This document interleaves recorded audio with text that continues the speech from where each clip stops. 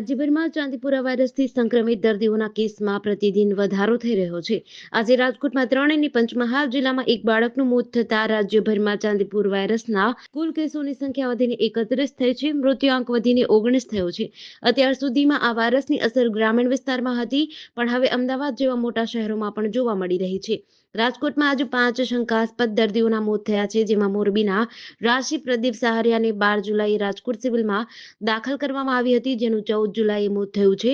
પડદરીના હડમતિયાનો 2 વર્ષીય પ્રદીપ ગોવિંદભાઈ રાઠોડને 9 જુલાઈએ દાખલ કરવામાં આવ્યું હતું, તેનું 15 જુલાઈએ મોત થયું છે. જેતપુરના પેઢિયા ગામનો 8 વર્ષના કાળુ ચંપુલાલને 15 જુલાઈએ દાખલ કરવામાં આવ્યો હતો, તેનું તે જ દિવસે મોત થયું છે. તેમજ મધ્યપ્રદેશના 13 વર્ષીય સુજાકુમાર ધનકને 16 જુલાઈએ દાખલ કરાયો હતો, તેનું એ જ દિવસે મોત થયું છે. જ્યારે 3 વર્ષીય રિતિક રાજારામ મુખિયા 14 જુલાઈએ દાખલ કરવામાં આવ્યો હતો, જેનું 17 જુલાઈના રોજ મોત થયું છે. પાયલટ યુવક અને બોલિવૂડના જાણીતા પ્રોડક્શન હાઉસમાં વીએફએક્સ આર્ટિસ્ટ તરીકે કામ કરતી યુવતીએ ઓનલાઈન ડેટિંગ થકી સંપર્ક બાદ ધામધૂમથી પ્રેમ લગ્ન કર્યા હતા. લગ્ન જીવનની શરૂઆત તો ઠીક રહી, પરંતુ બાદમાં પતિની અશ્લીલ વિડીયો જોવાની લત લાગી હતી, જેના કારણે પત્ની સાથે મારઝૂડ પણ થતી હતી. પોતાના મિત્રોને ઘરે બોલાવીને તેમની હાજરીમાં શારીરિક સંબંધ માણવા માટે તે પત્નીને દબાણ કરતો હતો.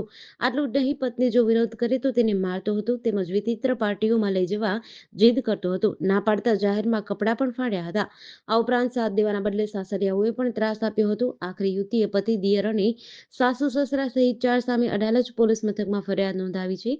પતિના વારંવારના ઝઘડા અને મારના પગલે 36 વર્ષીય યુવતી અડાલજ ખાતે માતા પિતાના ઘરે પરત આવી હતી અને તેને પતિ સહિતના 4 સાસરિયા સામે આઈપીસીની કલમ 498 ક, 323, 504, 506(2) અને દહેજ પ્રતિબંધક ધારા હેઠળ અડાલજ પોલીસે પાયલટ યુવક સામે ગુનો દાખલ કરી કાર્યવાહી હાથ ધરી છે. ચીનમાં એક મોટી દુર્ઘટના થઈ હતી. ચીનના દક્ષિણ-પશ્ચિમ શહેર ઝિગોંગના એક શોપિંગ મોલમાં ભીષણ આગ લાગી હતી, જેમાં 16 લોકોના મોત થયા હતા. ચીનના સરકારી મીડિયા અનુસાર સિચુઆન પ્રાંતના ઝિગોંગ શહેરમાં 14 માળની ઇમારતમાં આગ લાગી હતી, જેના કારણે અનેક લોકો બિલ્ડિંગની અંદર ફસાયા હતા. ઘટનાનો એક વિડીયો સામે આવ્યો છે, જેમાં ઇમારતમાંથી કાળો ધુમાડો જોઈ શકાય છે. તેમજ જીવ બચાવવા એક મહિલા બિલ્ડિંગ પરથી કૂદકો મારવાની કોશિશ કરતી વિડીયોમાં નજરે પડે છે. સરકારી મીડિયા સીસીટીવી અનુસાર આગની માહિતી મળતાની સાથે જ 300 ઇમરજન્સી કર્મચારીઓ અને ડઝનબંધ ફાયર ફાઇટરની ગાડીઓ સ્થળે મોકલવામાં આવી હતી. ઇમરજન્સી વર્કર્સે રેસ્ક્યુ ઓપરેશન હાથ ધરીને લગભગ 30 લોકોને બિલ્ડિંગમાં લાગેલી આગમાંથી બચાવ્યા હતા. સ્થાનિક અધિકારીઓને ટાંકીને કહેવામાં આવ્યું છે કે પ્રારંભિક તપાસમાં જાણવા મળ્યા પ્રમાણે બાંધકામ ચાલુ હતું, જેના કારણે સ્પાર્ક થયો અને પછી આગ લાગી. જોકે હજુ સુધી સત્તાવાર નિવેદન બહાર નથી આવ્યું. સુરેન્દ્રનગર જિલ્લામાં આજે થોડા દિવસે 2 કલાકના અંતરમાં અલગ-અલગ 2 જગ્યાએ લૂંટની ઘટના બની હતી, જેમાં શહેરમાં મેગામોલ નજીક એક્ટિવા પર જઈ રહેલા વૃદ્ધને આંતરીને તેને છરી બતાવી તેની પાસે રહેલા 18 લાખથી વધુની રકમની લૂંટ કરી લૂંટારુઓ ફરાર થઈ ગયા હતા. બીજી ઘટનામાં થાનની એક જ્વેલરી શોપમાં લૂંટારાઓ ત્રાટક્યા હતા. અંદાજે 3 કિલો સોના ચાંદીના દાગીના ભરેલી બેગ લઈને ફરાર થઈ ગયા હતા. બંને ઘટના મામલે પોલીસે તપાસ શરૂ કરી છે. સૌથી પહેલા સુરેન્દ્રનગરના મેગામોલ નજીક બનેલી લૂંટની ઘટના વિશે વાત કરીએ તો એક વૃદ્ધ એક્ટિવા લઈને જતા હતા. તે દરમિયાન બાઇક પર આવેલા 2 અજાણ્યા ઈસમોએ વૃદ્ધને આંતરીને છરી બતાવી, જે બાદ છરીના ઘા ઝીકી વૃદ્ધ પાસે રહેલા 18,20,000 લૂંટી લીધા હતા. 2 કલાકમાં સુરેન્દ્રનગરમાં લૂંટની આ બીજી ઘટના બની હતી.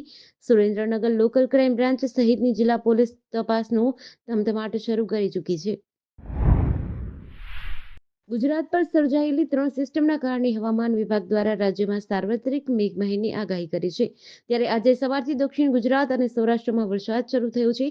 જૂનાગઢ શહેર તેમજ વંથલીમાં વરસાદ વરસ્યો. જૂનાગઢમાં તો એક સોસાયટીમાં વરસાદ વચ્ચે મગર દેખાયો હતો, જેથી રહેવાસીઓમાં ભયનો માહોલ છવાયો હતો.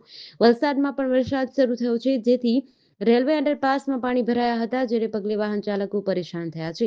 બીજી તરફ ગુજરાતની જીવાદોરી સમાન સરદાર સરોવર ડેમમાં 54% વધુ જળસંગ્રહ થયો છે, જ્યારે રાજ્યના 206 જળાશયોમાં 35% વધુ જળસંગ્રહ થયો છે.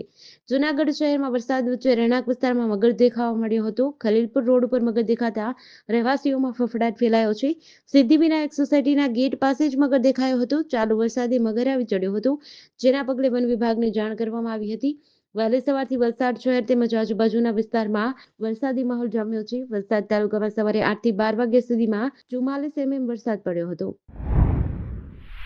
રાજકોટમાં મંગળવારે આવેલા 2 ઇંચ વરસાદમાં શહેર પાણી-પાણી થઈ ગયું હતું, જેમાં નાના મવા રોડ પર વરસાદી પાણી ભરાયા હોવાથી વાહન લઈને જતી 22 વર્ષીય યુવતી સ્ટ્રીટ લાઇટ પોલમાં અથડાતા રસ્તા પર પાણી ભરાયેલો હોવાથી વીજ શોક લાગતા તે સ્થળ પર જ ઢળી પડી હતી. યુવતીને તાત્કાલિક ખાનગી હોસ્પિટલમાં ખસેડાઈ હતી, પરંતુ સારવાર પહેલા જ તેનું મોત થયું હતું. હાલમાં આ સમગ્ર ઘટનાના સીસીટીવી ફૂટેજ સામે આવ્યા છે. ઘટના અંગે તાલુકા પોલીસે અકસ્માતે મોતની નોંધ કરી કાયદેસરની કાર્યવાહી હાથ ધરી છે. હરિદ્વાર હાઇટ્સ બિલ્ડિંગમાં રહેતી નિરાલી વિનોદભાઈ કુકડિયા નામની કોલેજિયન યુવતી મંગળવારે 8 વાગ્યાની આસપાસ ચાલુ વરસાદે પોતાનું ટુ વ્હીલર લઈને જતી હતી, ત્યારે નાના મવા રોડ નજીક આવેલ સત્યસાઈ હોસ્પિટલ પાસેથી પસાર થતી સમયે અકસ્માત સર્જાયો હતો. નજીકમાં રોડ પર પહોંચતા ત્યાં વીજ પોલ હોવાથી અને પાણીમાં ચાલુ વીજ વાયરમાંથી યુવતીને કરંટ લાગતા તે બેભાન થઈ ઢળી પડી હતી. બનાવને પગલે લોકોના ટોળા એકઠા થઈ ગયા હતા અને સારવાર અર્થે યુવતીને ખસેડવામાં આવી હતી.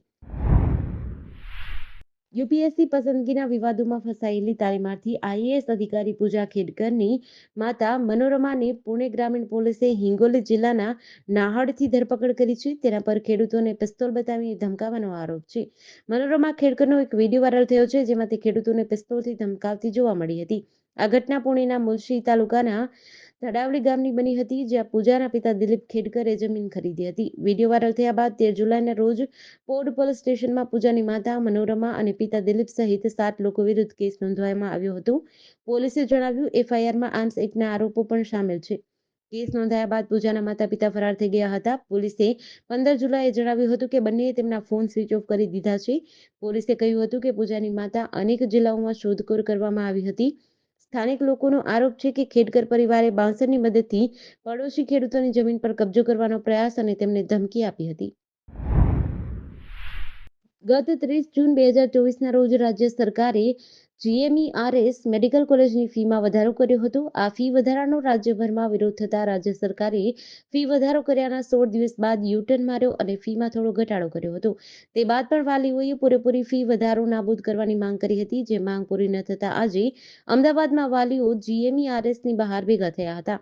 વાલીઓએ જીએમઈઆરએસ બહાર રસ્તા પર વાટકા લઈને લોકો પાસે ભીખ માંગી હતી. ભીખમાં મળેલા પૈસા જીએમઈઆરએસને આપીને વધારેલી ફી ઘટાડવા માંગ કરી હતી.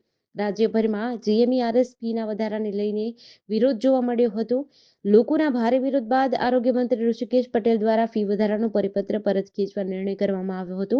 પરિપત્ર પરત લીધા બાદ સરકાર દ્વારા ફીમાં અગાઉની ફી કરતાં 14 થી 34% જેટલો વધારો કરવામાં આવ્યો છે. આ વધારાને લઈને ફરીથી વિરોધ શરૂ થયો છે.